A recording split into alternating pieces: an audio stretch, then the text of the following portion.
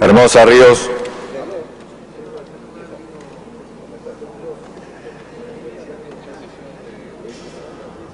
Lajo Lazo.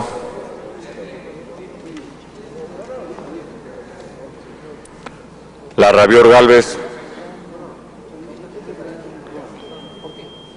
Lozada de Gamboa. Marcenaro Frers.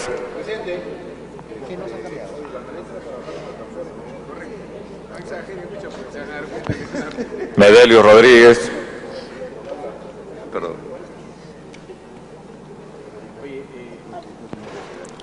Merino Lucero.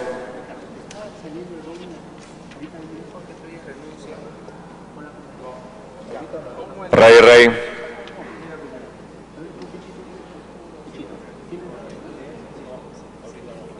Salgado Rubianes de Paredes.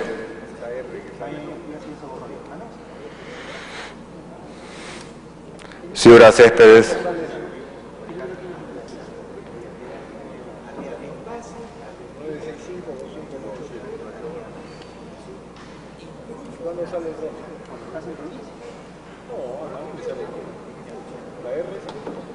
Treyes Montero.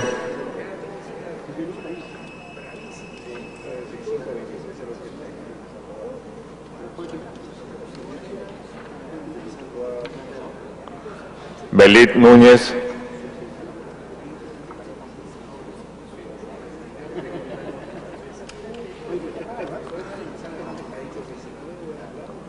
Sumaeta Flores.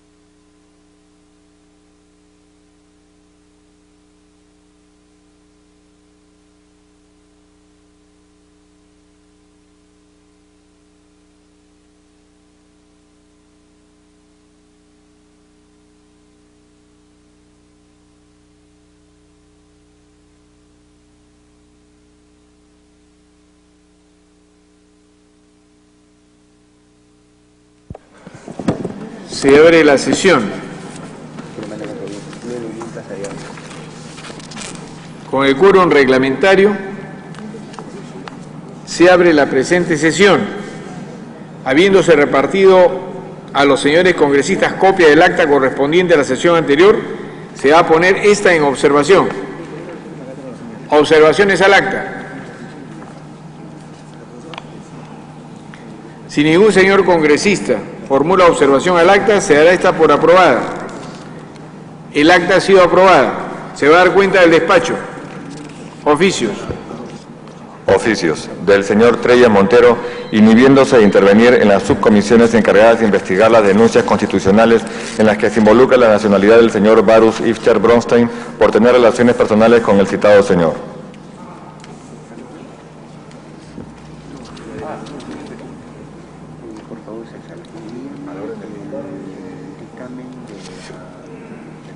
A la orden del día.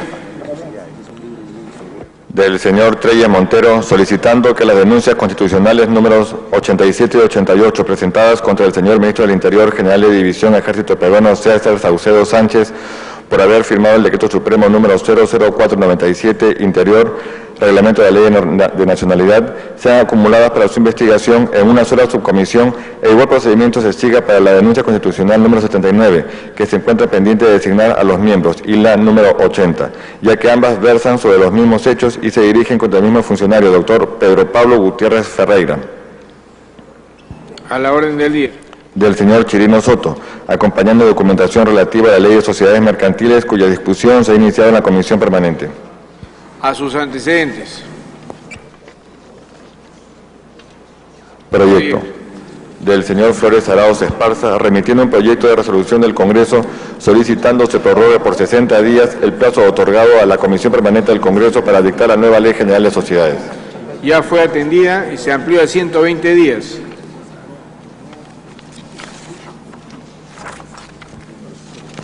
Ingresamos a la orden del día.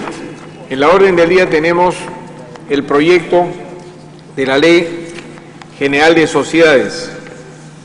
Para analizar, capítulo o título es el libro primero, los primeros 49 artículos. El libro primero, los primeros 49 artículos. Tiene el uso de la palabra como una exposición de carácter general el doctor Ricardo Marcenaro. Muchas gracias, señor presidente.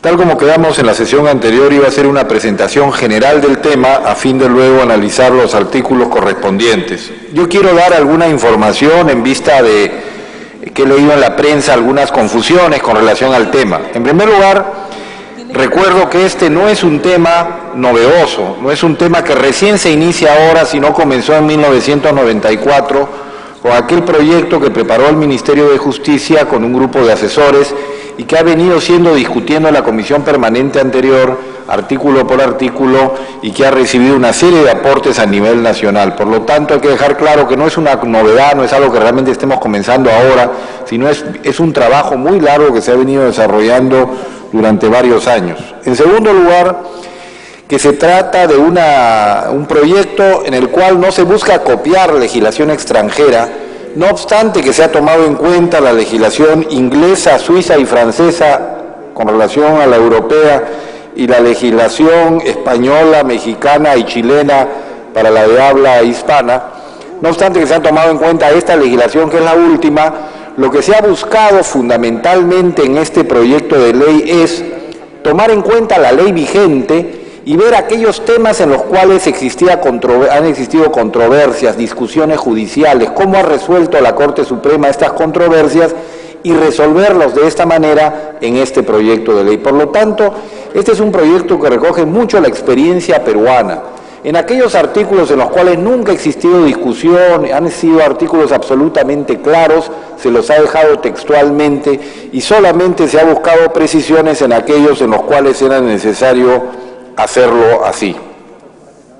Si nosotros vemos la conformación del índice de esta ley, vemos que tiene un carácter sumamente didáctico. Si ustedes tuvieran a la mano el documento y pudieran revisarlo, vemos que este proyecto de ley está dividido en 5 libros. En el primer libro se trata el tema de las reglas aplicables a todas las sociedades, o sea, las reglas generales que regirán para todas las sociedades.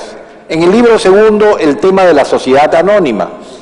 En el libro tercero, otras formas societarias, es decir, la sociedad colectiva, la sociedad en comandita, la sociedad comercial de responsabilidad limitada y las sociedades civiles.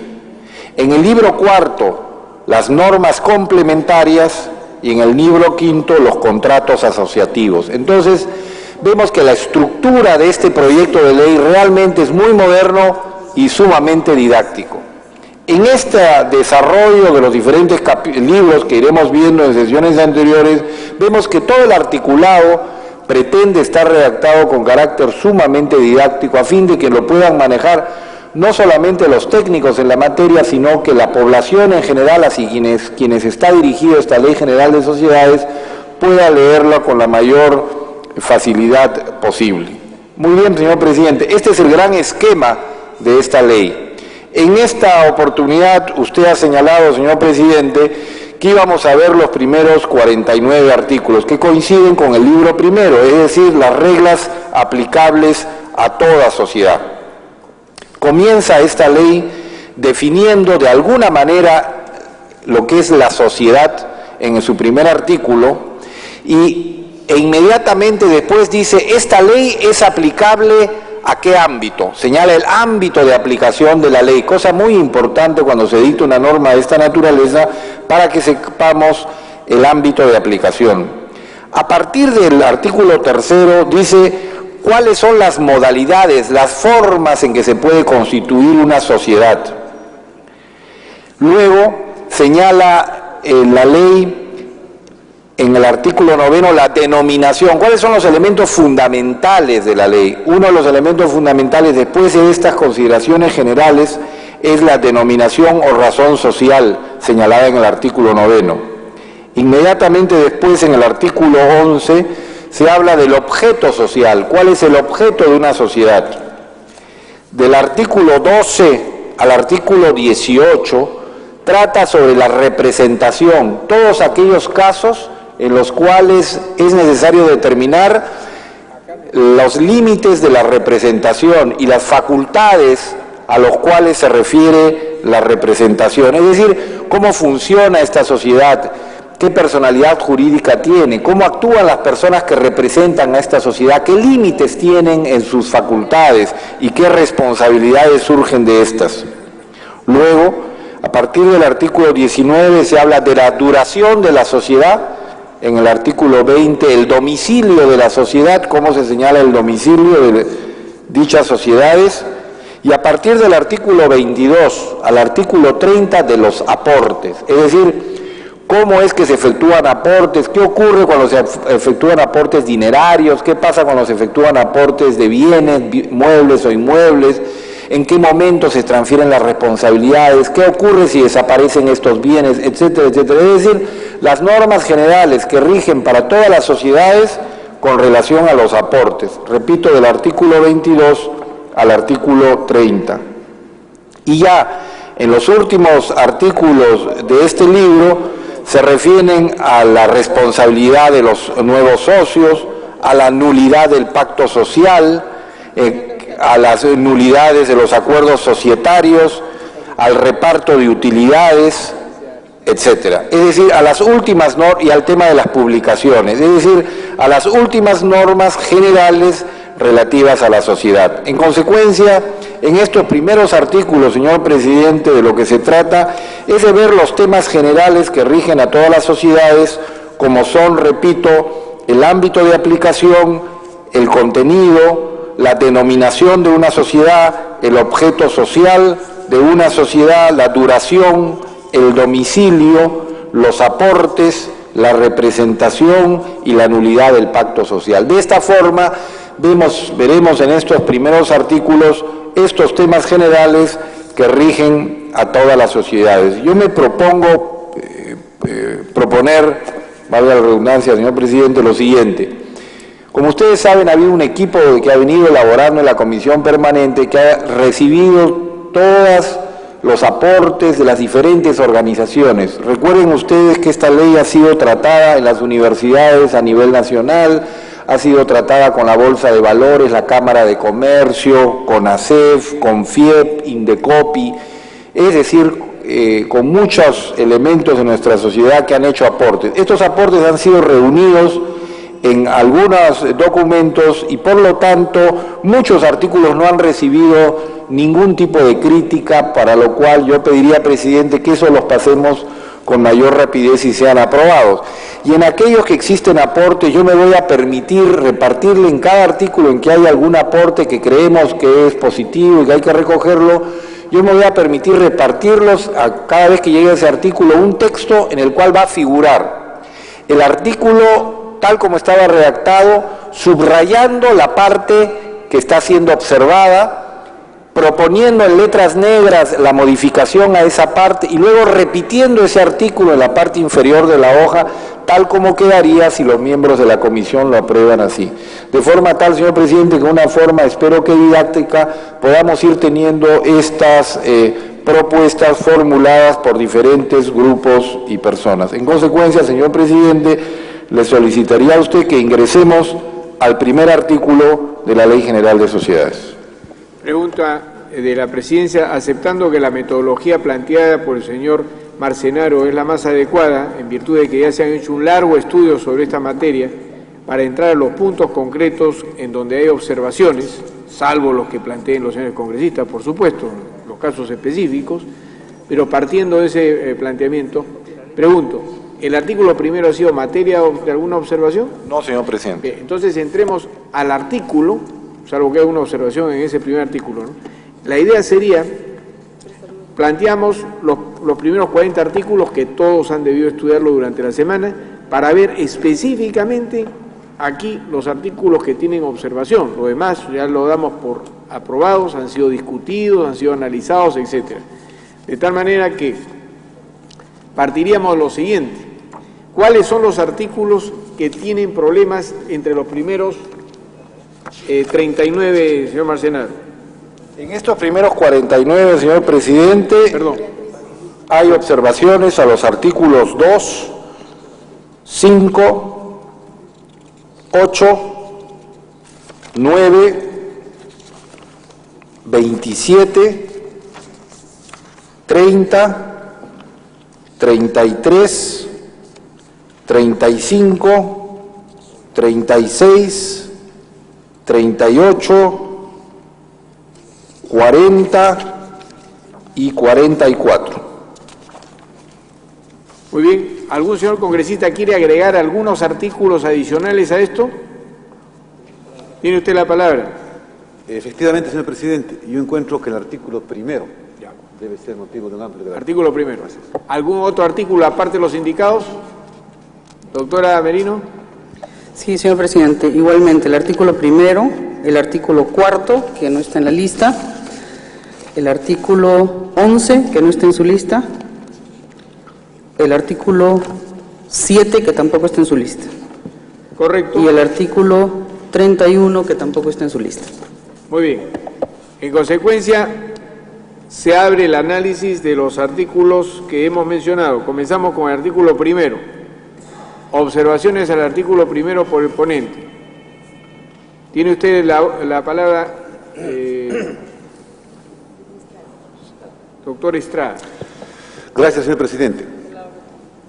Ante todo, yo desearía señalar, señor presidente, que existe una carencia en este proyecto importante que no permite realmente un debate como el que debería darse con la mayor claridad, por cuanto que no existe una exposición de motivos. Y habiendo modificaciones sustanciales al ordenamiento vigente en cuanto a sociedades se refiere, debe haber una explicación razonada de sus autores respecto del por qué se introducen estas modificaciones. Le pido una interrupción al señor Marcenaro. Doctor Estrada, recuerdo que el día 23 de abril de 1997 se publicó en el Diario Oficial El Peruano, como exposición de motivos, la exposición del doctor Enrique Norman Sparks, presidente de esta comisión redactora de la Ley General de Sociedades. En dicho documento están explicados los cambios fundamentales a los cuales han sido incluidos en este proyecto. Yo le agradezco por la aclaración, pero considero de que esta no es una exposición de motivos que sustente cambios profundos en el ordenamiento empresarial del país. Se trata de una exposición que hace el presidente de esta comisión ante la Comisión Revisora del Congreso, pero creo que no puede tener la calidad de una exposición de motivos.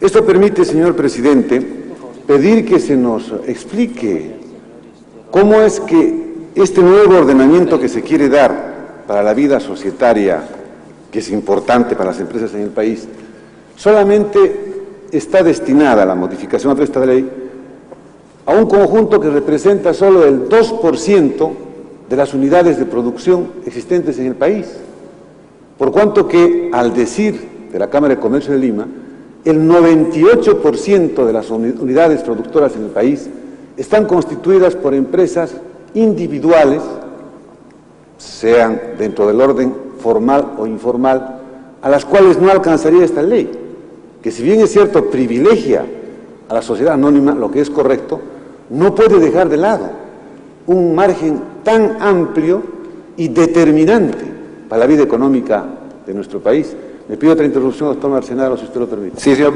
presidente. Le voy a explicar al doctor Estrada cuál es la razón por la cual no están las empresas individuales de responsabilidad limitada.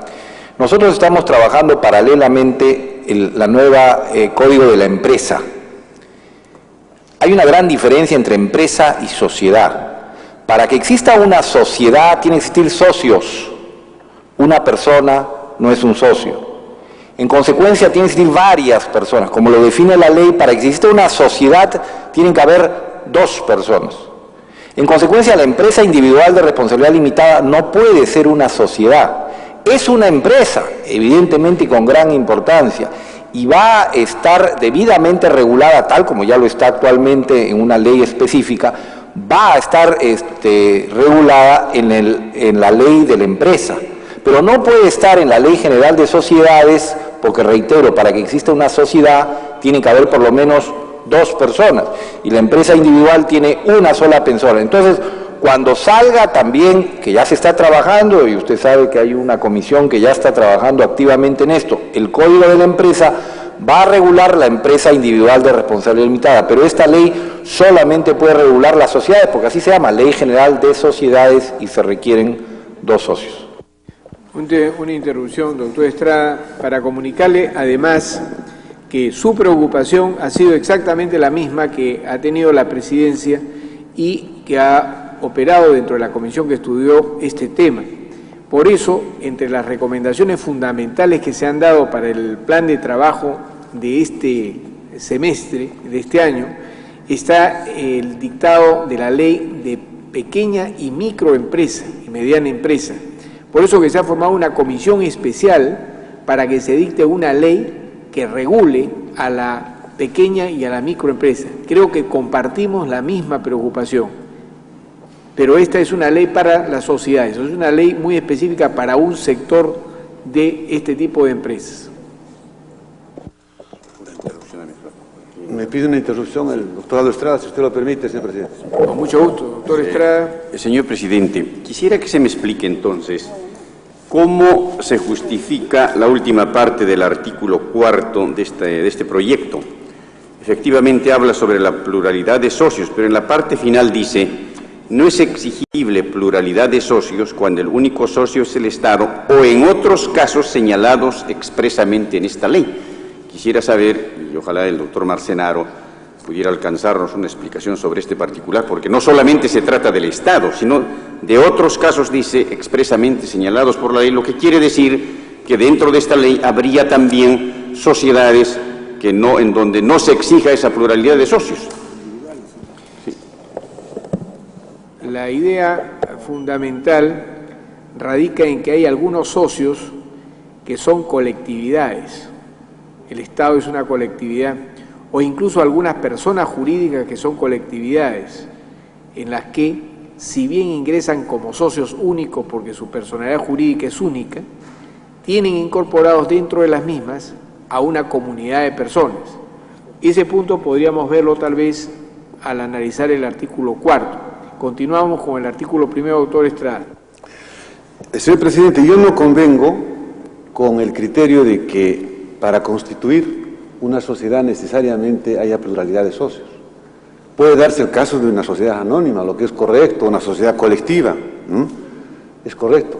Pero eso no quiere decir de que absolutamente ese criterio tenga que tomarse como una regla inmodificable para dar una ley que necesariamente comprende dentro de su ámbito el ejercicio de actividades empresariales, básicamente comerciales. Y si el 98% de las unidades empresariales en el Perú son las pymes, esta ley tiene que referirse a ese 98%. Tiene que organizar su vida, aunque haya una ley especial. Por lo menos tiene que esta ley dar un marco de referencia dentro del cual deben comportarse las pequeñas y las microempresas. De lo contrario, estaríamos legislando solamente para el 2 o 3% de las empresas constituidas en el país. Y es más, en el documento al que hace referencia el doctor Marcenaro, es decir, la exposición del doctor Norman, señala de que originalmente se había pensado en desterrar de la legislación nacional el tipo de organización societaria vía sociedades colectivas o en comandita. Pero se ha retomado la idea de legislar sobre este tipo de organización en razón, dice el documento, que por ejemplo en la ciudad de Arequipa han encontrado que existen 21 sociedades colectivas y algo así como 2 sociedades en comandita. Es decir, ¿cuál puede ser en consecuencia el peso que tengan 21 sociedades en comandita para poder ser materia de una legislación especial frente al 98% de las, no sé, pues 100.000 o 150.000 empresas que bajo otra forma existen en el país? Hace falta, creo, que haya una debida exposición de motivos que permita no solamente clarificar, sino justificar esta omisión que yo creo es realmente, o va a llevar, ¿no?, a que en el país haya mucha disconformidad respecto a esta norma. Entrando en la materia específica del artículo primero, yo creo, señor presidente, que conforme por lo menos al temperamento, a la corriente que ha adoptado nuestra organización jurídica en el país, siempre ha habido convencimiento y conciencia de que las sociedades mercantiles se diferencian de otro tipo de asociaciones en razón de que las sociedades están guiadas por el legítimo interés que es el de lucro. Yo no concibo de que la ley de sociedades, que implícitamente sociedades mercantiles, pueda regular, ¿no?, el comportamiento de instituciones colectivas que no persigan fines de lucro. Porque si esto es así, nosotros de plano estaríamos en la práctica derogando toda una sección del Código Civil que se refiere a las personas jurídicas, es decir, las asociaciones, las fundaciones y los comités. Esta ley ciertamente que no puede incurrir en lo que desde mi punto de vista sería un gravísimo error. Yo creo que las sociedades, especialmente mercantiles, tienen pues el fin de lucro. Y negar esa condición o pretender que la ley comprenda a instituciones que no persiguen fines de lucro, creo que es desnaturalizar el sentido, en este caso, legislativo al que debe estar orientada la norma que vamos a aprobar. Yo, por tanto, creo, señor, de que solamente esta ley de sociedades debe remitirse a regular la organización y funcionamiento de entes empresariales que persigan fines de lucro. Yo me pregunto, ¿qué podría ocurrir, de acuerdo a la redacción que se da aquí, por ejemplo, inclusive con una asociación que lucha por fines altruistas? ¿Está o no está dentro de esta ley? Si adopta una de las formas que prevé la ley, tendría que estar incursa esta asociación dentro de los alcances de esta ley, lo cual, por supuesto, es inaudito. Esto no puede darse.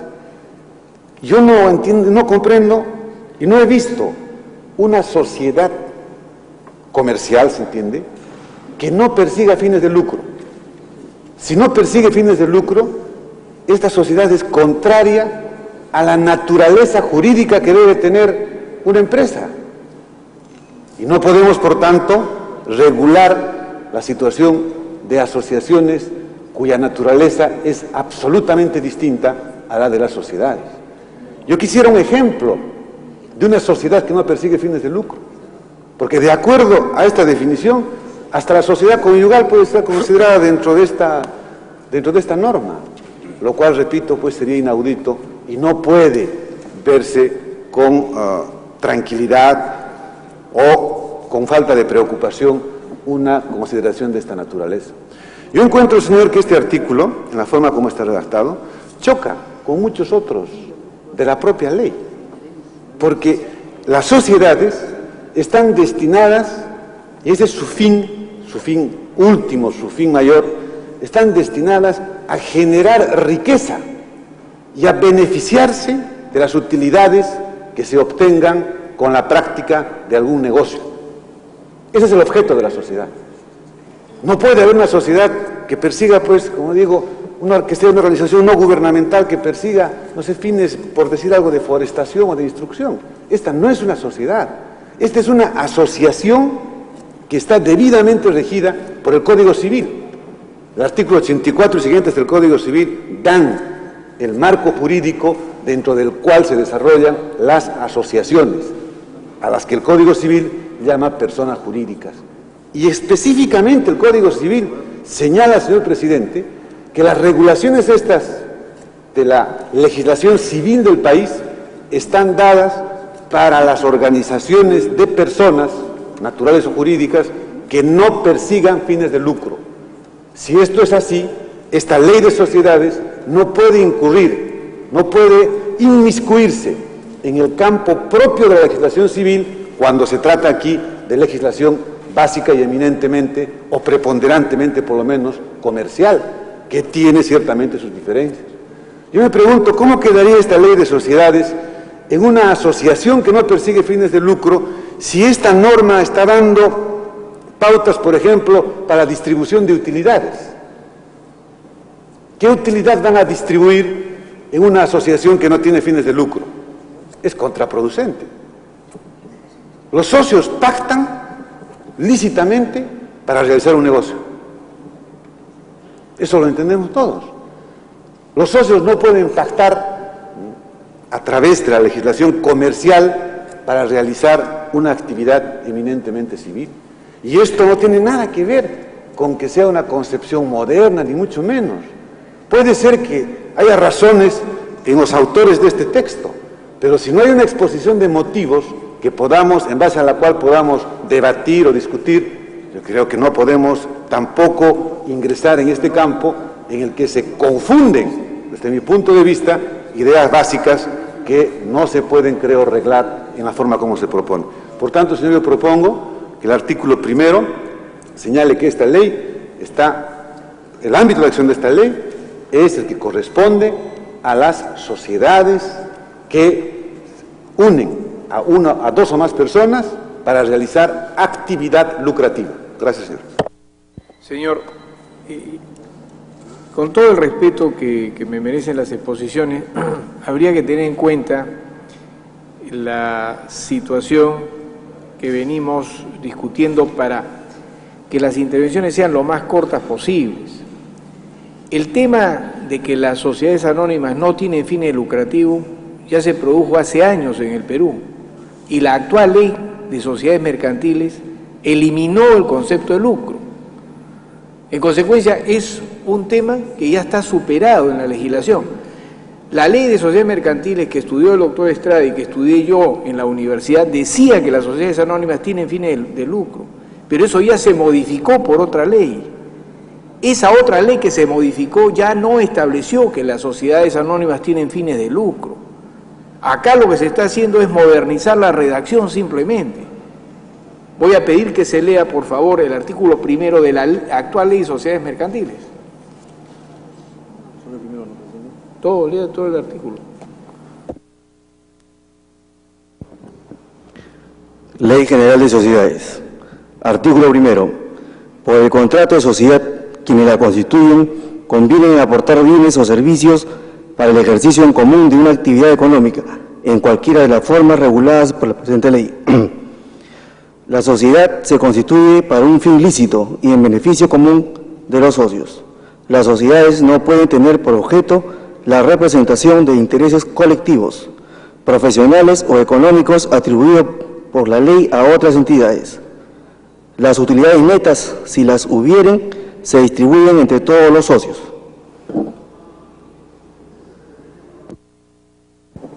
Bien, en consecuencia, el concepto de lucro que estuvo en la antigua ley ha sido sustituido por el concepto del ejercicio en común en actividades económicas, haya o no lucro, o sea, es una sociedad abierta.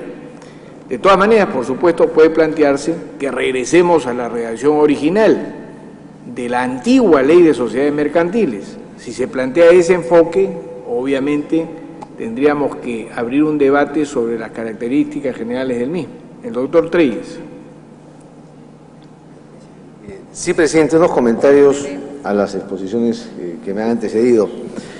Hay una preocupación justa, digamos, fundada, sobre la regulación que deben tener el innumerable, digamos, número de peruanos que se dedican a hacer empresa como personas individuales.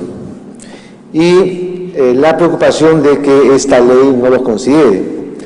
En realidad, la sociedad o una sociedad por definición es una asociación de dos o más personas. Esta ley no busca regular la actividad empresarial de una persona, sino que las personas pueden convenir en juntarse para desarrollar alguna actividad económica, básicamente. En ese caso, cuando hay dos o más personas, es que se configura el contrato de sociedad y surge la necesidad de que haya una ley general de sociedades. Distinto es el tema de la limitación de la asignación que puede hacer una persona de un patrimonio a un fin económico. Es decir, cuando un ciudadano hace una empresa, puede distraer parte de su patrimonio o no. Toda esa temática es una temática que no tiene nada que ver con esta ley. Esta ley busca regular las reglas en virtud de las cuales dos o más personas se asocian para realizar una actividad económica. Creo que en ese sentido la preocupación justa no es pertinente. No estamos tratando el tema del empresario, estamos tratando el tema de los ciudadanos que se asocian, que se involucran, que convienen en tener una sociedad para desarrollar una actividad. Por definición, en una ley de sociedades no puede entrar el tema del ejercicio individual de algo. Lo que pasa es que en la década del 70 se legisló erróneamente y se confundió, digamos, el concepto de limitación de capital con el concepto de sociedad. Y creo que hasta llegó a hablarse de sociedades unipersonales, lo que es un absurdo que repugna el sentido común. Lo que hay es empresas unipersonales, pero no sociedades unipersonales. Una sociedad, por definición, es un convenio de dos personas que convienen en parecer una, en dotarse de una persona jurídica para ejercer una actividad. En cuanto a la finalidad lucrativa o no, creo que la redacción del artículo primero es feliz, porque refleja lo que a mi juicio es todavía una controversia en la doctrina. Sí es cierto que normalmente los seres se asocian para perseguir fines económicos y en ese sentido para que haya una renta al capital. Nadie se asocia normalmente para realizar una actividad económica y no ganar. Por eso es que la ley antigua, la 1693, decía que no se asociaba con la finalidad de obtener utilidades, no decía lucro. Pero sí es cierto también que cuando pasamos de la 1693, que trataba el tema de los sociedades mercantiles, y vamos a la Ley General de Sociedades más amplia, se incorporan a las sociedades profesionales, las denominadas sociedades civiles, donde el fin económico o el fin de la utilidad se comparte con fines profesionales que no están siempre, digamos, encaminados directamente a la obtención de una utilidad. En ese sentido, en la frase persigan o no fines de lucro, creo que le da a nuestra ley una amplitud que restringirla de uno u otro lado, digamos, le quitaría una amplitud que creo que está bien necesaria. Nada más, señor presidente. Tiene el uso de la palabra la doctora Merino. Estamos estableciendo un tiempo, lógicamente, antes de votar cada tema. Aun cuando el doctor Estrada ha hecho una exposición un poco más extensa, vamos a conceder 3 minutos por persona para poder tomar una decisión. Doctora Merino. Gracias, señor presidente. A mí me parece importante este debate porque este proyecto ya no se va a debatir en ningún otro estamento que no sea este, ya no va a pasar al pleno, de tal manera que me da la impresión de que no debiéramos recortar el debate, sino que debiéramos, por el contrario, propiciar el mismo. Yo, señor presidente, tengo cuestionamiento respecto a este artículo 1 y esta situación del tratamiento del lucro también, por cuanto, a mi entender, la diferencia entre una sociedad y una asociación no está ni en el elemento personal ni en el elemento siquiera patrimonial, sino que está, porque ambos al final tienen una pluralidad de personas y un patrimonio de mayor o menor consideración, sino que está dado precisamente la diferencia entre que una persigue un fin de lucro y otra no lo persigue. Y entonces el texto como está ahora de la ley, cuando dice para el ejercicio en común de actividades económicas, persigan o no el fin de lucro, yo no entiendo qué actividad económica existe que no persigue un fin lucrativo. Toda actividad económica su objetivo es la obtención de un beneficio o de una utilidad. Entonces hay un contrasentido en el texto mismo del artículo. No puede existir una actividad económica cuya finalidad esencial no sea el obtener un beneficio o una utilidad. Si existiera tal cosa, es una asociación, no es una sociedad. De tal manera que yo creo que este artículo, señor presidente, merece mayor debate y en todo caso su aprobación debería quedar en suspenso. Quizá deberíamos traer algunos especialistas sobre este artículo y darle el debate que merece, pero yo en términos generales estoy de acuerdo con lo expuesto por el señor Estrada. Señor Medelius. Gracias, presidente. En primer término, para señalar de que efectivamente hay un código de la empresa que se está discutiendo, o código de comercio, que es una norma conexa a la Ley General de Sociedades que estamos viendo en este momento. Razón por la cual sí considero que es pertinente la discusión de esta Ley de Sociedades. Sobre el artículo primero, sí convengo con el congresista Daniel Estrada en cuanto a los términos persigan o no fines de lucro. Cuando teníamos anteriormente la Ley de Sociedades Mercantiles, ahí sí era preciso señalar lo que establecía el artículo primero. Cuando se incorpora a través de la Ley General de Sociedades, las sociedades civiles, tuvimos que precisar en cuanto a lo que era el título preliminar, el contenido del artículo primero en cuanto a persigan o no fines de lucro. Pero creo que ahora nos toca analizar esa terminología, persigan o no fines de lucro.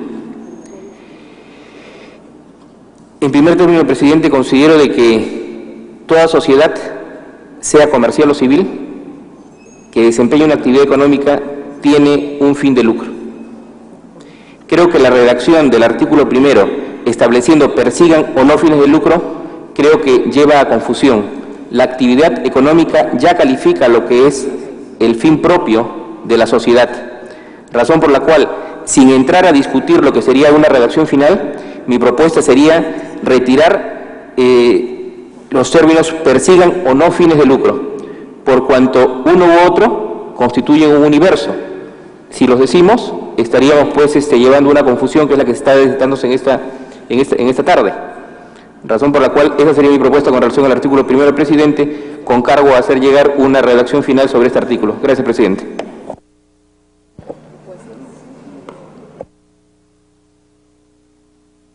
Señor Aldo Estrada. Señor presidente, considero que las observaciones que hasta este momento se vienen haciendo al artículo primero son absolutamente pertinentes. Inclusive el texto de la actual y vigente Ley de Sociedades no hace referencia a esto de persigue o no fines de lucro, ¿no? De tal suerte que el solo hecho de que se diga y se hable de actividades económicas, de hecho nos está llevando a una situación en donde lo que se va a conseguir es un lucro de cualquier índole. Por esa razón convengo con lo expresado por Daniel Estrada, por el doctor Medelius y la doctora Merino, en el sentido de que o bien reservamos este dispositivo o en su defecto simple y llanamente dejamos de considerar esto con fines de lucro, ¿no? Con o sin fines de lucro, y podemos aprobarlo con la redacción de la primera parte, retirando esto de persiguen o no fines de lucro, señor presidente. Bien.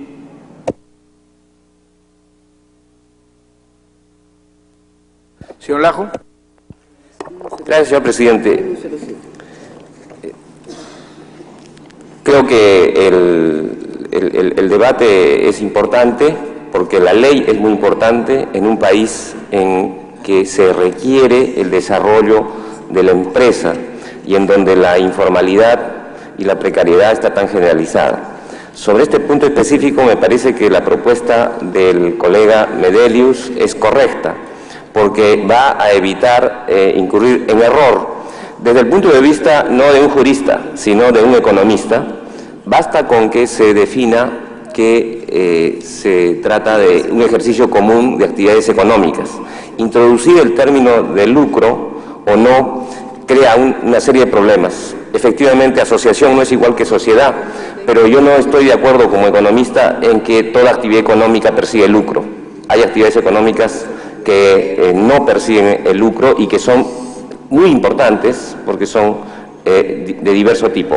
Bueno, tendríamos que entrar a definir beneficio, utilidad y nos enredaríamos en un debate mucho más largo. Yo creo que es una buena salida el no poner aquí persigan o no fines de lucro. Gracias. Correcto. ¿Alguien más quiere hacer uso de la palabra sobre este artículo? Entonces, ¿habría consenso en aprobar el artículo con la supresión de persigan o no fines de lucro? ¿Correcto? Al voto. Los señores congresistas que están de acuerdo, sírvanse a manifestarlo levantando la mano. El artículo ha sido aprobado por unanimidad. Artículo 2. En el artículo 2, señor presidente, permítame antes hacer una breve mención.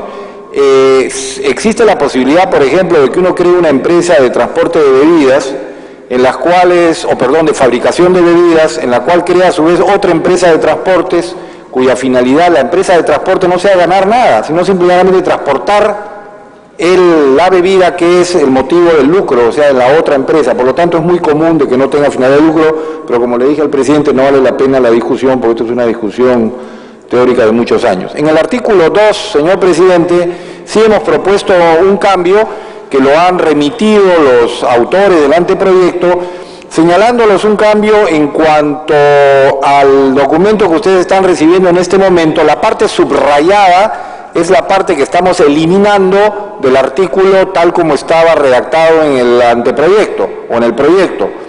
Y la parte que está en negritas y subrayada encima es lo que estaríamos agregando. Y como ustedes verán, es el mismo concepto muy parecido, pero nos explican los autores de este documento de que realmente podría llevar a confusión la redacción que tuvieron en un comienzo. ¿A qué se refiere esto? Al ámbito de aplicación de la ley. Ellos consideran que, por supuesto, toda sociedad debe adoptar alguna de las formas previstas en esta ley, que es la primera parte de este artículo. Pero agrega, las sociedades sujetas a un régimen legal especial son reguladas supletoriamente por las disposiciones de la presente ley, es decir, permitiendo algún tipo de sociedades que estén reguladas por otras normas especiales, que también se le puede aplicar supletoriamente las normas de esta Ley General de Sociedades. Y por último, la última parte del artículo, que no se tocaría, que la comunidad de bienes en cualquiera de sus formas se regula por las disposiciones pertinentes del Código Civil. Evidentemente, el tema de la comunidad de bienes, de la copropiedad, está regido por normas del Código Civil que, por lo tanto, esta ley no tiene por qué cubrir. En consecuencia, presidente, pediríamos que nos permitan agregar esta modificación que está señalada en el texto que ha sido repartida en este momento. En consecuencia, el debate está centrado en la propuesta modificatoria que plantean los coautores del proyecto, vale decir, en lo que aparece abajo como texto final. Doctor Estrada. Señor presidente, a través de eso quisiera pedirle al doctor Marcenaro nos informe cuáles serían esas sociedades sujetas a un régimen legal especial. Por ejemplo, ¿cuáles? Por ejemplo, en el caso de los bancos. Por ejemplo, los bancos tienen leyes especiales, una ley especial de bancos. Sin embargo, los bancos no se rigen en su totalidad por la ley de sociedades, pero sí podrían, para los efectos de juntas de accionistas o para los efectos de directorios, etcétera, acogerse a las normas supletorias de esta ley. En ese caso, señor presidente, hay una contradicción, porque la primera parte del dispositivo que se va a aprobar dice que toda sociedad debe adoptar alguna de las formas previstas por esta ley. Sean los bancos o lo que fuere, tienen que adoptar una de estas formas. Yo entiendo de que esta previsión tendría que darse para algún tipo de empresa que corresponda al Estado o algo así, porque de lo contrario, en la actividad privada, todos los que deseen realizar actividad económica tienen que sujetarse a una forma de esta ley. Sí, la norma, con su venia, señor presidente, la norma en su primera parte lo que señala es el requisito general y luego establece la excepción, ¿de acuerdo? Como es que se establece en la norma. Primero, el régimen general es que las sociedades, todas las sociedades, deben adoptar alguna de las formas previstas en esta ley, es decir, que las normas previstas en esta ley, las formas para crear sociedades están previstas en esta ley. Sin embargo, lo que dice, otras sociedades creadas por otros regímenes especiales podrán adoptar algunas de estas normas cuando lo crean necesario o conveniente en forma supletoria. Entonces, en el entendido de que se trata de una norma de carácter general, con la correspondiente excepción para los casos especiales que otras leyes así lo señalen, ese es el planteamiento que está en el proyecto. Si la aclaración del doctor Marcenado ha sido suficiente, la pondría al voto. Los señores congresistas que están de acuerdo con esa redacción se sería manifestarlo levantando la mano. Los que están en contra, abstenciones. Con una abstención se da por aprobado. Artículo 4. Artículo... ¿Dónde está el 3? No, los que estamos... Tienes que votar los que indicando, no lo vas a votar. No, al toque. Artículo 4.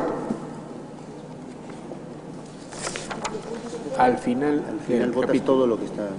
Ya, de parte mía no hay ninguna observación al artículo 4, señor presidente. Creo que ha sido por alguno de los, por la doctora Beatriz Merino.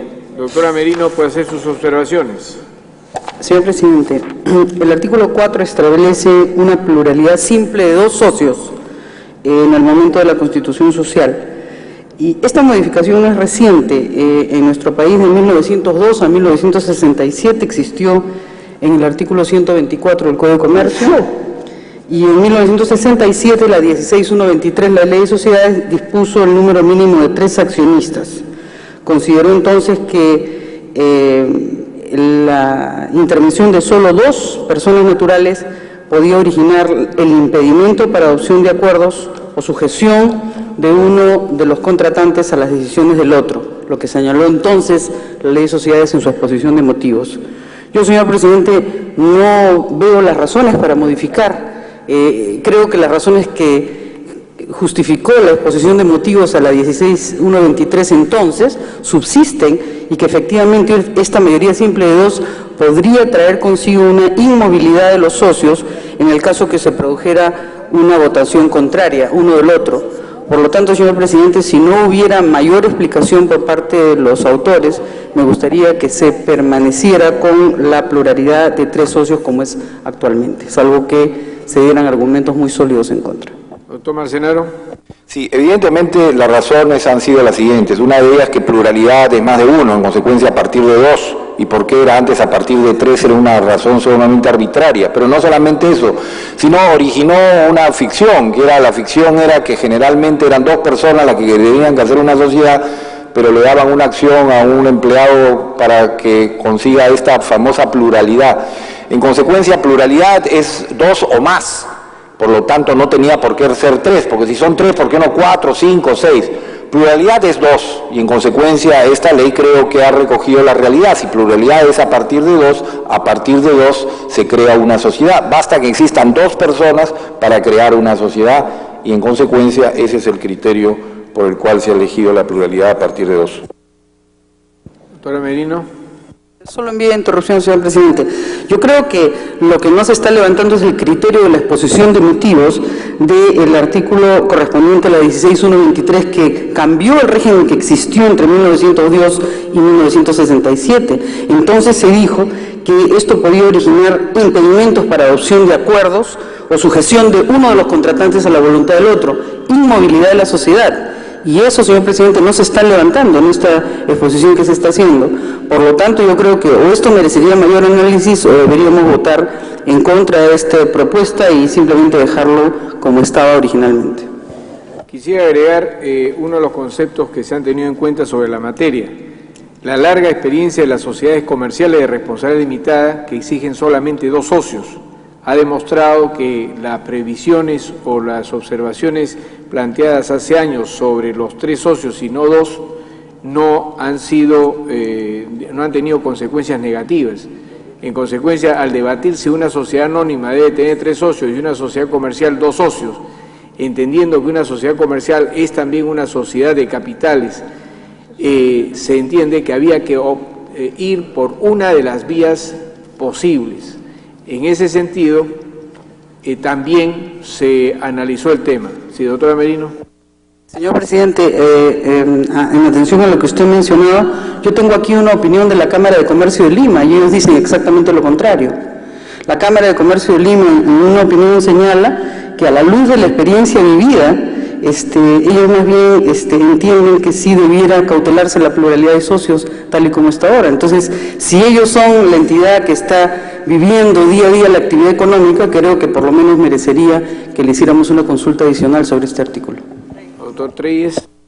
Gracias, presidente. Sí es cierto que la vieja ley de sociedades obligaba a esta pluralidad mayor de socios, no de 2 sino de 3, buscando evitar lo que nos ha dicho la doctora Merino, pero no lo evitó. Digamos, el hecho estadístico es que las personas, cuando eran 2, se siguieron juntando para llevar a cabo actividades económicas en forma común, y para sortear la ley se creó este tercer socio que tantos abogados hemos estatuido tantas veces, que tenía pues una acción. Es decir, que esta norma que buscaba, digamos, mejorar la actividad en común de las personas, lo único que hizo fue entorpecerla y dificultar la transparencia de la actividad. Entonces, mucho mejor es permitirlo y, en todo caso, hacer referencia a otras instituciones para corregir, digamos, los defectos que pueda tener. Entonces, creo que lo que estamos recogiendo es un dato de la experiencia, de la rica experiencia que muchos abogados peruanos que están en el origen de este proyecto nos han traído. Y creo que ahí tiene razón. Nada más, presidente. Si no hay otra intervención sobre la materia. Sí, doctor Estrada. Señor presidente, yo pediría que este dispositivo pudiera reservarse hasta otro momento. La doctora Merino acaba de manifestar que la propia Cámara de Comercio, que es un organismo que diaria y permanentemente, tiene una serie de problemas y conoce debidamente esta realidad, hace una observación en el sentido de que la pluralidad de socios debe mantenerse conforme actualmente se tiene en la legislación vigente. De otro lado, señor presidente, y usted seguramente ha leído varios diarios, entre otros El Comercio, se hace una serie de comentarios respecto de esta ley. Se dice que aún no se necesitaba de una nueva legislación porque la que tenemos es bastante avanzada, haciendo referencia a la legislación española, de la que se ha tomado casi gran parte de las disposiciones de la legislación vigente. Por eso, señor presidente, y en atención al hecho de que merecería alguna atención, alguna reflexión, ¿no?, la propuesta que hace la Cámara de Comercio, pediría de que este dispositivo quede en suspenso mientras pedir opinión, quién sabe, de especialistas, o en su defecto nosotros mismos podríamos meditar mejor. Gracias, señor presidente. Quisiera que el doctor Marcenaro informe quiénes son los que han emitido opinión sobre el proyecto. Aquí no solamente ha emitido opinión la Cámara de Comercio, están innumerables instituciones que han emitido opinión, y las personas que han preparado este proyecto son las más calificadas en materia de la Ley de Sociedades Mercantiles. Han intervenido además los profesores de Derecho Constitucional de las universidades particulares y de las universidades públicas, de tal manera que yo creo que no podemos decir que faltan opiniones. Han sobrado opiniones en este proyecto. Se puede seguir escuchando, por supuesto, más opiniones, pero también hay que considerar que el proyecto tiene que avanzar en determinado momento.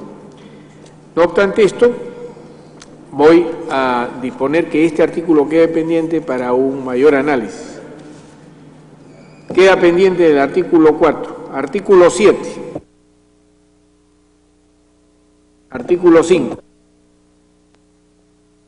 Sí, señor presidente. Como ustedes verán, se trata de una simple corrección en cuanto a la redacción. Como ustedes saben, el pacto social incluye al estatuto. Parte del pacto social es el estatuto en la terminología moderna del derecho mercantil o societario. En consecuencia, la redacción, como estaba antes, que decía: la sociedad se constituye por escritura pública en la que están contenidos el pacto social y el estatuto, era incorrecto, porque de alguna manera el estatuto está comprendido dentro del pacto social. Por lo tanto, los propios autores del proyecto nos pedían que hagamos simple y llanamente esta aclaración. En el mismo sentido, al final de ese artículo, cuando el pacto social no se hubiese elevado a escritura pública, etcétera, poniendo una corrección en cuanto que solamente se refiere al pacto social en la medida que, reitero, incluye al estatuto. Eso es todo, señor presidente, porque creo que el artículo es claro en cuanto a las formalidades para constituir una sociedad. ¿Alguna observación sobre el artículo 5º que estamos viendo? Doctor Treyes. Una precisión, yo discrepo ahí de mi amigo el doctor Marcenaro. No creo que sea lo mismo el pacto social que el estatuto. Tan es así que hay sociedades actualmente que no requieren de estatuto. Una cosa es el pacto social, que es el acuerdo, digamos, de ejercer, sí. Doctor, no, esto ya está resuelto en esta ley. En esta ley se establece que toda sociedad tiene que tener un estatuto. Ya, entonces no he dicho nada. Así que Correcto. ¿Alguna otra observación? Si no hay observaciones, al voto. Los que están de acuerdo se deberían manifestarlo levantando la mano. Los que están en contra, abstenciones, ha sido aprobado por unanimidad. Artículo 7. Es una observación, creo que la doctora Merino, ¿no? Sí, señor presidente, muy brevemente. Un comentario al doctor Marcenaro, que quizá puede aclararlo. Me da la impresión que existe una contradicción entre el artículo 7 y el artículo 71, señor presidente. Porque el artículo 7, que nos parece correcto, recoge el principio de la ley actual y sobre el cual no hay mayor discrepancia en relación a la ratificación, ¿no?, de la sociedad y la responsabilidad respecto de la ratificación, pero en cambio el artículo 71 no concuerda con el 7, porque el 71 establece una presunción de que los actos no ratificados dentro del plazo de 3 meses siguientes a la inscripción se consideran ratificados, con lo que la responsabilidad recae solo en la sociedad como persona jurídica, en tanto que en el artículo 7, como se puede observar, recae en las personas que celebraron los actos en nombre de la sociedad, y esto es una garantía frente a terceros. Por eso, señor presidente, yo en realidad no es una objeción al artículo 7, sino solo quizá una solicitud que se pudiera cotejar este texto. Me pareciera que hay una discrepancia entre el 7 y el 71. ¿Usted está de acuerdo con Estoy de acuerdo con el artículo 7, con el sí. artículo 7? Pero quería aprovechar su aprobación para mencionar que creo que hay una discrepancia con el artículo 71.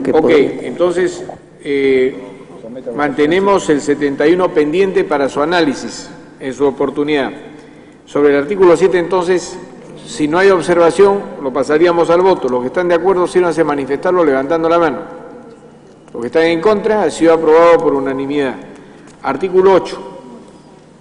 Sí, presidente. En el artículo 8, este es un artículo que se refiere a convenios entre socios, decía el título del artículo, es decir, cuando hay convenios entre socios. Sin embargo, si ustedes leían la redacción del artículo, hablaba de los convenios entre socios y además de los convenios entre socios y terceros. Por lo tanto, lo único que se ha hecho para que quede la claridad del título es agregar en el título del artículo convenios entre socios o entre estos y terceros. ¿Por qué? Porque esta norma se refiere justamente a eso, a aquellos casos en los cuales existan estos convenios entre socios o entre estos y terceros, que uno pueda comunicárselo a la sociedad a fin de que ésta esté enterado. Por ejemplo, que yo le diga en un convenio entre socios a la empresa que por favor los dividendos cuando se originen se los den a tal persona o a tal socio, ese es un convenio entre socios, o que pueda ser el mismo convenio con un tercero, ¿no? Estas comunicaciones deben estar debidamente registradas y comunicadas, y en consecuencia Ese es el único cambio que se ha hecho en este artículo, señor presidente. Sí. Bien, observaciones al artículo 8. Si no hay observaciones, se va a poner al voto. Los que estén de acuerdo se van a manifestarlo levantando la mano. Los que están en contra, ha sido aprobado por unanimidad. Reitero, para facilitar nuestro estudio, que estamos aprobando todo el texto, en principio como primera vuelta. Una vez que terminemos el estudio de todo el texto aprobado, vamos a publicarlo en el Diario Oficial del Peruano, como el proyecto semifinal, y entraremos a una nueva vuelta ya para los puntos específicos que de la lectura integral nos permita tener la seguridad de que hay el máximo consenso. Artículo 9. Sí, presidente. Este artículo se refiere al tema de la denominación o razón social. ¿No es cierto que la sociedad tiene una denominación o una razón social?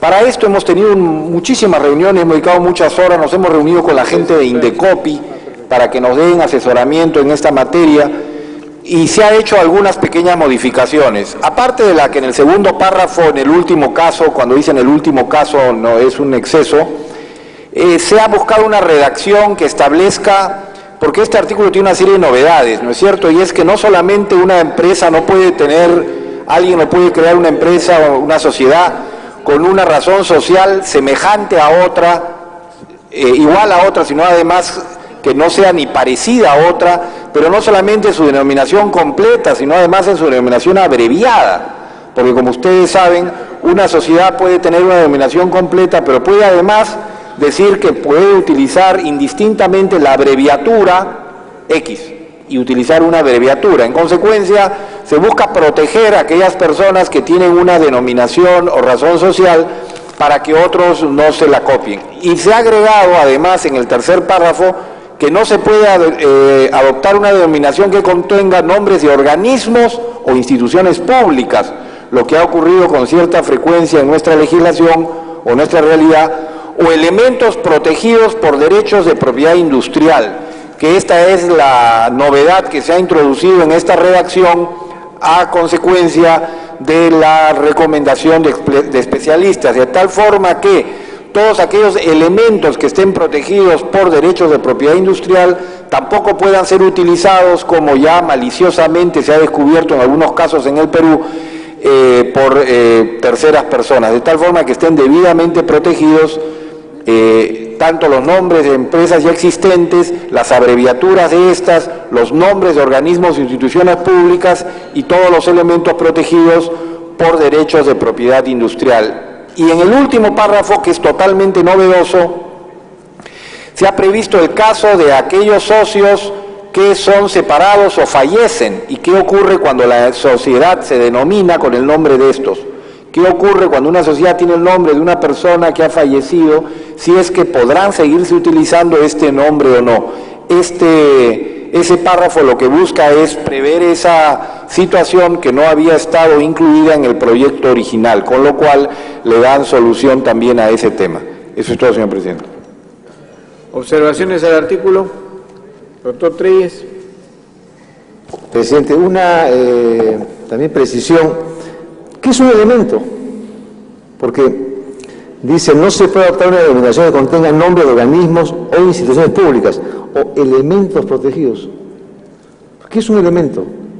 No me es claro. Nada más.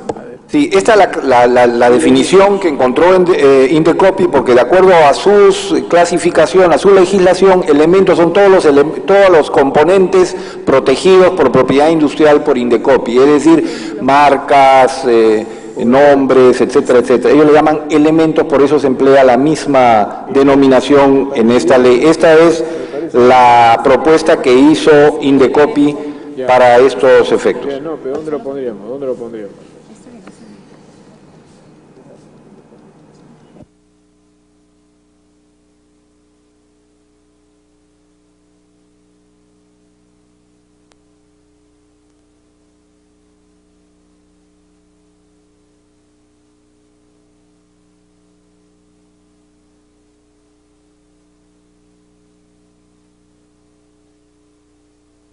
Sí, presidente, yo entiendo que hay una razón técnica, pero muchas veces los técnicos de copy no tienen, digamos, la suficiente preparación de redacción y se cometen errores. Entonces, un elemento o tiene nombre o no tiene nombre, pero creo que la categoría nombre de organismo con la categoría de elemento es distinta, simplemente hay que tener cuidado, nada más.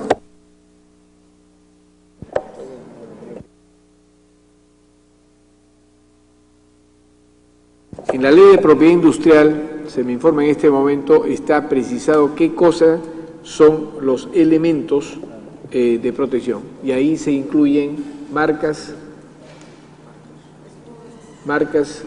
eslogan, frases y lemas comerciales.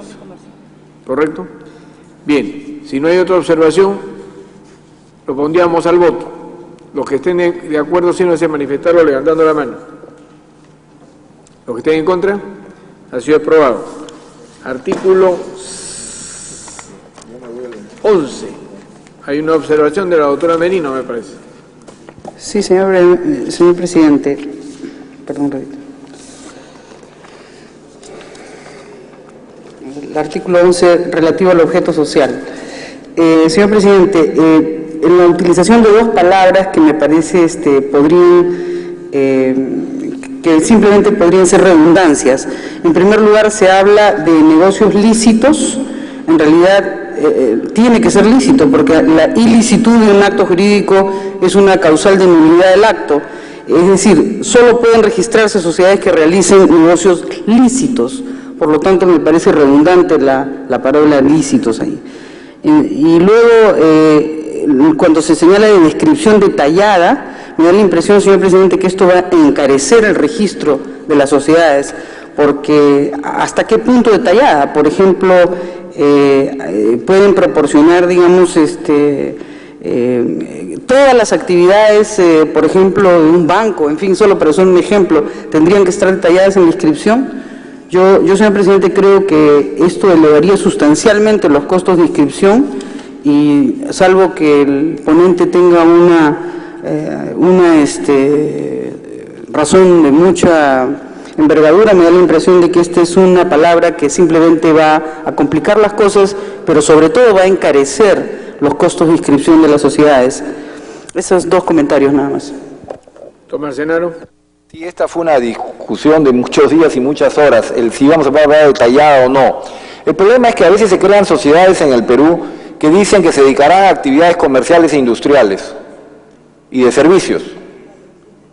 O sea, se dedican a todo. Y es necesario, por razones tributarias y por una serie de conceptos, definir, y para no solamente por tributarias, por razones del interés de terceros, por el interés de los propios socios, saber a qué se dedica una sociedad. En consecuencia, surgió toda esta discusión sobre si se ponía o no alguna forma de decir que cuando yo creo una empresa tengo que señalar, claro, tampoco significa que tengo que precisar con absoluta concreción cada uno de los actos, es decir, voy a vender pernos, tuercas, bastaría con emplear un término genérico que clasificara ese tipo de actividades. Pero sí que hubiera alguna mayor definición, porque en el Perú se ha dado la grave experiencia de esto, de que hay empresas que dicen, me quedo actividad industrial, comercial y de servicios, y ese es el objeto social, y no hay ninguna definición que le permita a terceros y a los propios socios muchas veces saber en qué consisten esas actividades, y resulta que un grupo minoritario a veces que tiene un cierto poder lleva a la sociedad miles de actividades que pueden poner en compromiso a los propios socios. Por esta razón, la reunión de los 30 especialistas que se han reunido para ver este tema llegaron a la conclusión que era mejor poner la palabra detallada, si bien no era absolutamente ajena a crítica, ¿no? Sí, la doctora Merino me pide una interrupción. Con su venia, señor presidente. Doctora Merino. Fíjese, el problema que yo veo, señor Marcenaro, a través de la presidencia, es que la utilización de una palabra que no tiene una acepción jurídica específica deja en la discrecionalidad del registrador qué cosa es detallado y qué cosa no es detallado.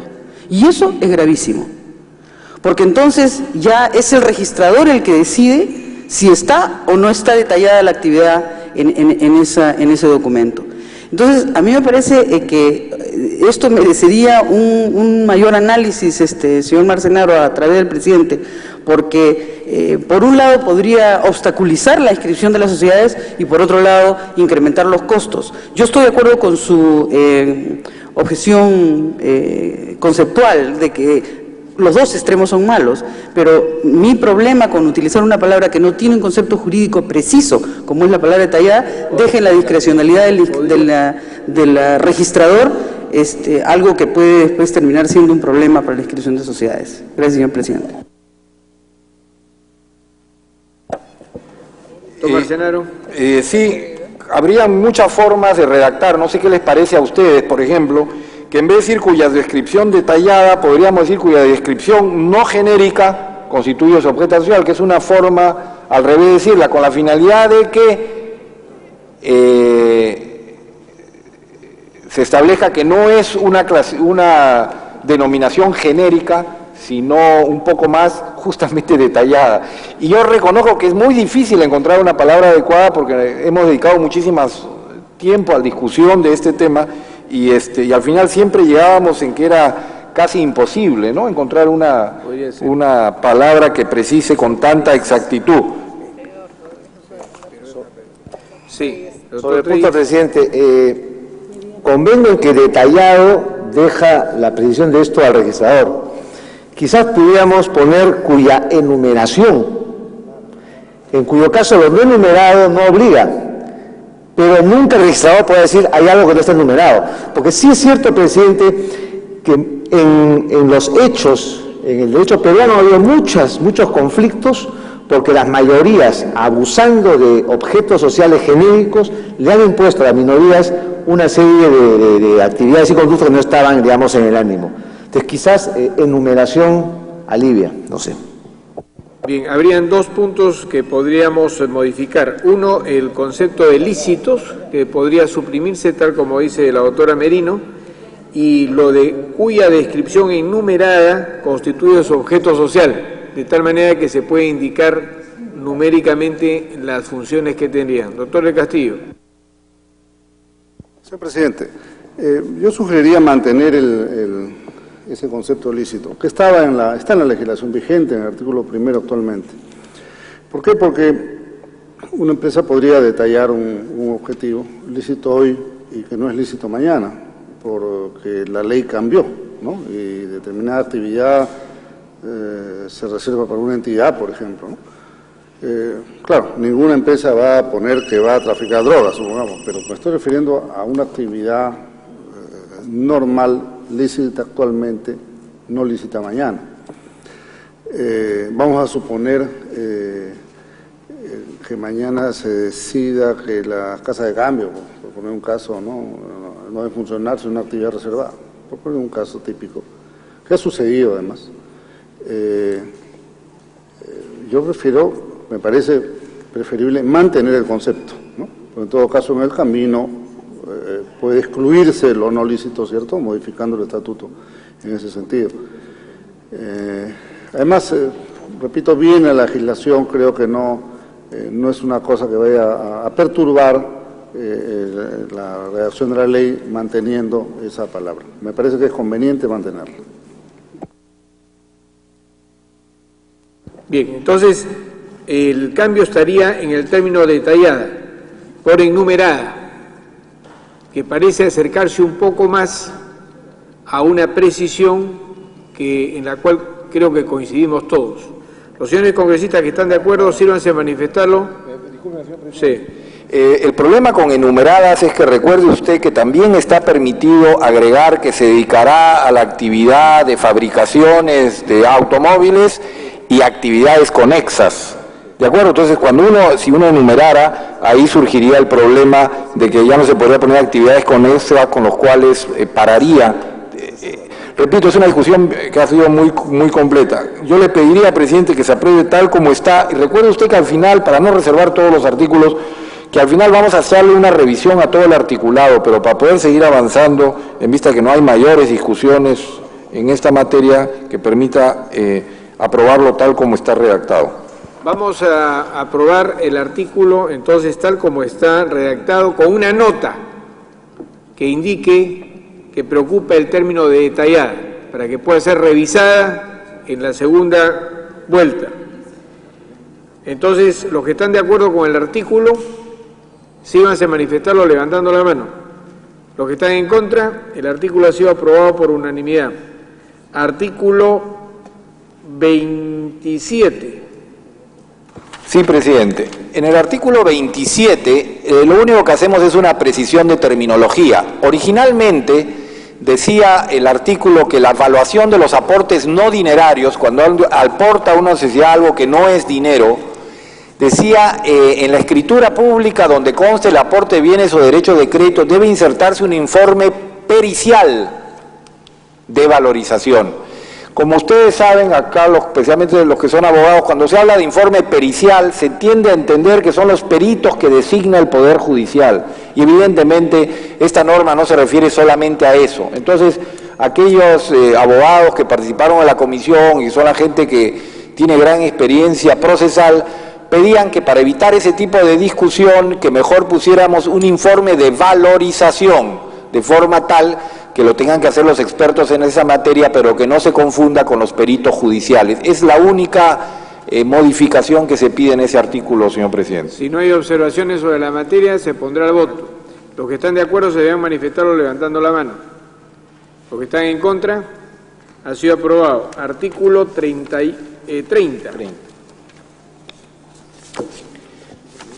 Aquí, señor presidente, el artículo es igual, que si el artículo se refiere a la pérdida del aporte antes de su entrega. ¿Qué pasa cuando yo me comprometo a entregar algo para una sociedad y resulta que se pierde antes de que yo lo entregue? ¿Quién lo pierde? Eso es lo que trata de definir este artículo. Sin embargo, cuando se redactó originalmente, si ustedes se dan cuenta, estimados colegas, en el inciso primero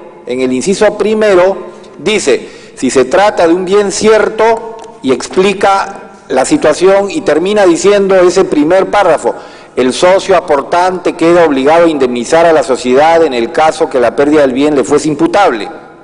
Mientras que en el inciso tercero, que se trata de un bien a ser aportado en uso o usufructo, se omitió poner esa última colita del inciso, señalando, en este último caso, el socio aportante queda obligado a indemnizar a la sociedad si la pérdida del bien le fuese imputable.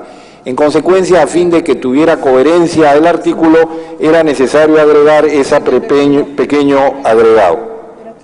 Eso es todo, señor presidente. Si no hay observaciones, pondremos a voto. Los señores congresistas que están de acuerdo, síganse manifestarlo levantando la mano. Los que están en contra, el artículo ha sido aprobado. Artículo 31 tiene una observación de la doctora Merino. Gracias, señor presidente. Hay una pequeña variación en el texto del artículo 31 actual con relación a la definición del patrimonio social. Señor presidente, quisiera simplemente que clarifique el congresista Marcenaro, por cuanto tengo la impresión de que no define el patrimonio social de la sociedad y no lo distingue del patrimonio de los socios, con el texto tal y como está ahora. Y como se señala en la doctrina, todos los activos de la sociedad son su patrimonio y las utilidades, es decir, la diferencia entre activos y pasivos, y todo esto es el patrimonio de los socios. Por eso me da la impresión de que faltaría acá, en la redacción de este artículo, señalar cuál es el patrimonio de la sociedad y el de los socios, o sea, hacer la diferenciación, porque de otra manera no sería posible, creo, entender este artículo en su manera integral en la forma como ha sido modificado. Salvo que el congresista Marcenaro me explique mejor las razones de la modificación, señor presidente. Doctor Marcenaro. Sí, justamente el artículo lo que buscaba era distinguir el patrimonio social del patrimonio de los socios, y por eso dice, el patrimonio social responde por las obligaciones de la sociedad sin perjuicio de la responsabilidad personal de los socios. No ha existido ninguna crítica a este artículo ni ninguna consideración de las personas que lo han analizado que llevara a alguna confusión. Yo realmente lo entiendo con claridad. Señor presidente, si me permite una interrupción con su bien. En todo caso, yo me comprometo a hacer un análisis más profundo para la segunda vuelta que tendríamos en El señor Treyes creo que quiere una interrupción. ¿Se podría precisar ahí que el patrimonio social está compuesto por tales, por ejemplo, por los activos o una cosa de esa naturaleza? Exacto, es lo que la impresión que yo tengo. Señor Treyes. Yo concuerdo con la doctora Medina en ese sentido. El patrimonio es la diferencia entre activos y pasivos. Es el patrimonio de una empresa. Entonces, por definición, un patrimonio no responde por las deudas. Quienes responden por las deudas son los activos. Un patrimonio siempre es saneado, salvo que sea negativo.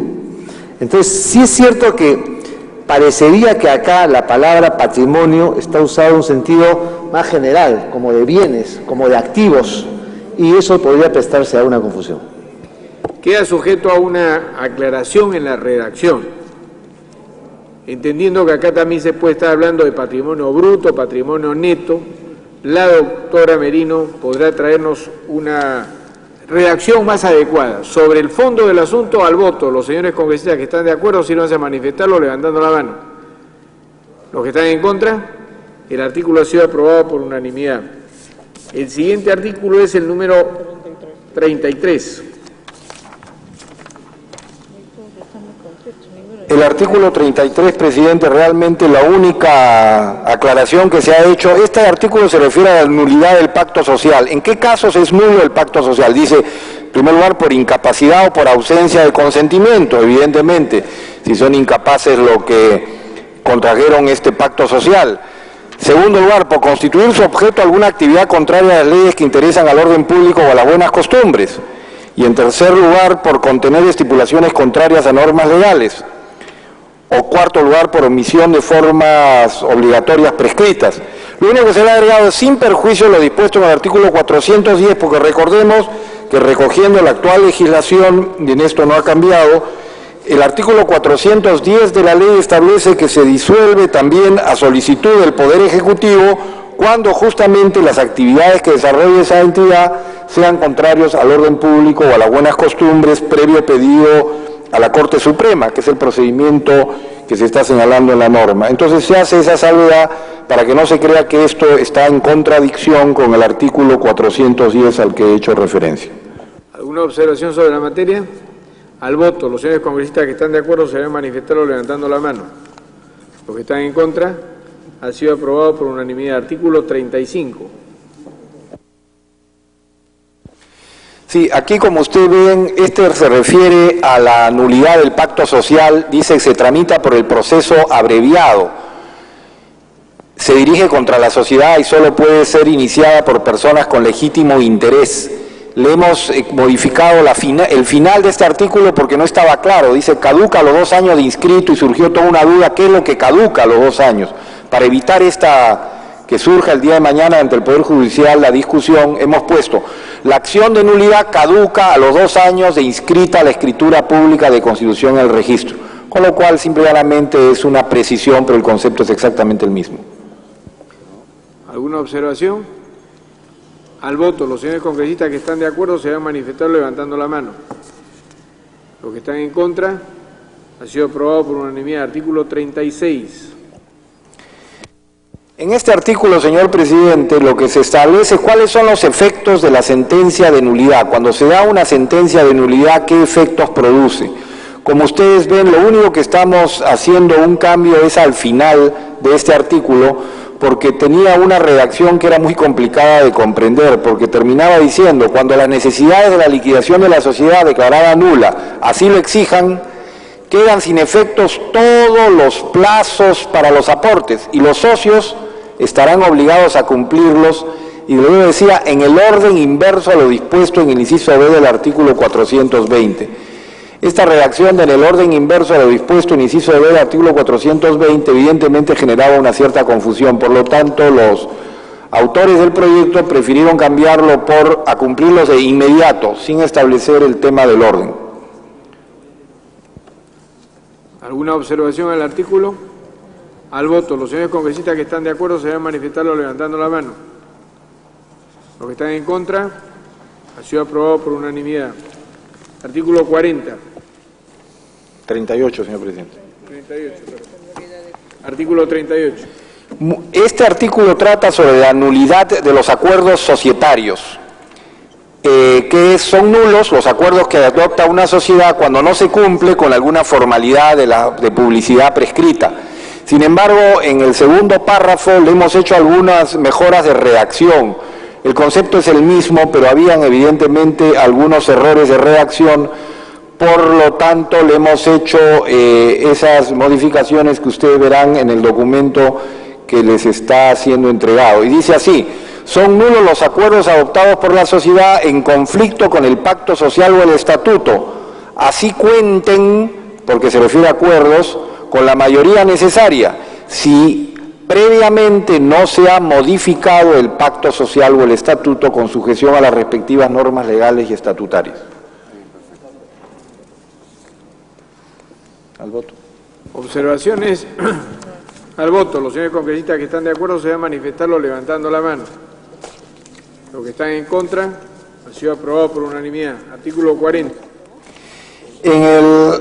En el artículo 40, señor presidente, simple y llanamente también es una aclaración formulada en base a una serie de recomendaciones hechas por contadores y especialistas, que pusiéramos: la distribución de utilidades solo puede hacerse en mérito del balance general anual o balance parcial que las demuestre, de forma tal que se mejora la redacción del artículo anterior, en el sentido de que no hacía esta precisión y en consecuencia podía generar algún tipo de discusión. Observaciones al voto. Los señores congresistas que están de acuerdo se deben manifestarlo levantando la mano.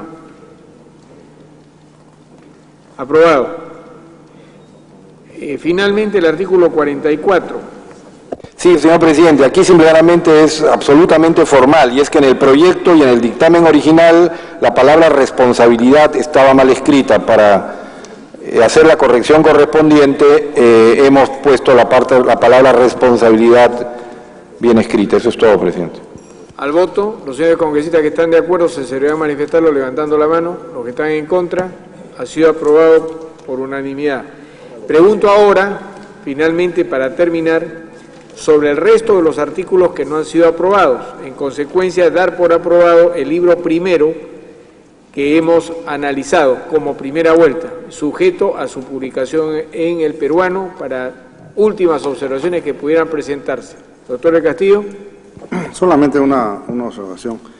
No hemos llegado todavía a la etapa, por ejemplo, en que tengamos que discutir si preservamos la sociedad colectiva, por poner un caso. Pero está mencionado ya en el artículo 3º. Entonces, es una aprobación a resultas de aprobaciones posteriores de los capítulos pertinentes. Totalmente de acuerdo.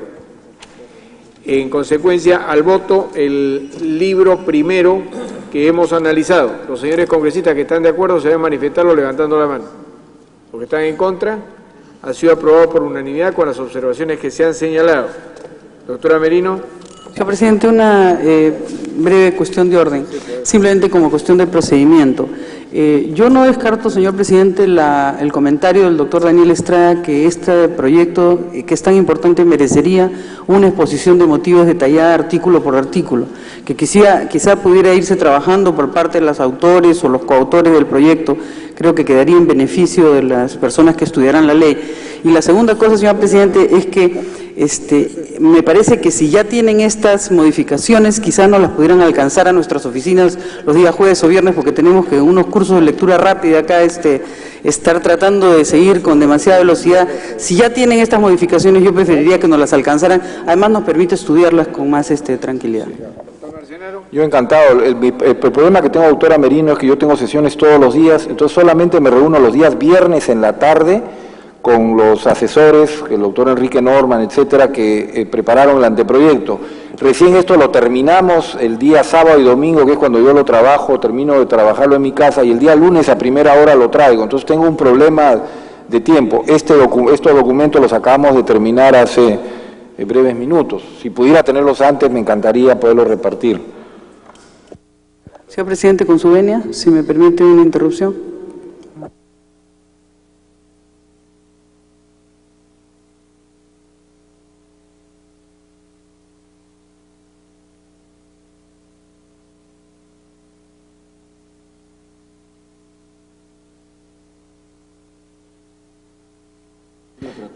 Correcto. Entonces, vamos a aceptar los dos planteamientos. Vamos a manifestarle a los primeros coautores del proyecto, porque el proyecto está avanzando enormemente, en consecuencia ya no responde necesariamente en su totalidad a lo que ellos presentaron, ¿no?, que es la primera exposición de motivos.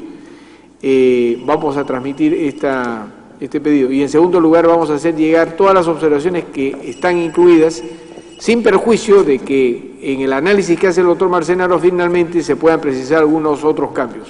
¿Correcto? Entonces la Secretaría tiene la obligación de distribuir entre todos los señores congresistas las últimas observaciones que se han planteado. ¿Correcto? Para la próxima sesión convoco para ver desde el artículo 50 hasta el artículo